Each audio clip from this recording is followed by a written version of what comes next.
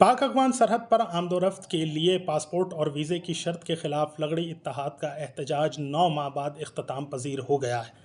धरने के तर्जुमान सादिक अचकज़ई के मुताबिक अब स्पिन बोल्दक और चमन के लोग पुरानी तर्ज पर शनाख्ती कार्ड और तस्करा दिखाकर बआसानी सरहद पर आमदोरफ्त कर सकते हैं। हुकूमत और मुजाहिरीन के दरमियान सालिसी का किरदार अदा करने वाले साबिक निगरान वज़ीर दाखिला इनायत कासी के मुताबिक हुकूमत और मुजाहिरीन के दरमियान कोई तहरीरी मुआहदा तो नहीं हुआ, लेकिन ज़बानी वादे के तहत मुजाहिरीन ने यह धरना ख़त्म कर दिया है। उधर गवर्नर बलूचिस्तान के बयान के मुताबिक वज़ीर आज़म को मामले से बारहा आगाह किया गया, ताहम हुकूमत की काविशों के बाद ये मसला हल हुआ। दूसरी जानिब धरने के शुरा काफ़ी इस वक्त नालां दिखाई देते हैं, क्योंकि आज सुबह दोबारा से लोगों को आमदोरफ्त की इजाज़त नहीं दी गई।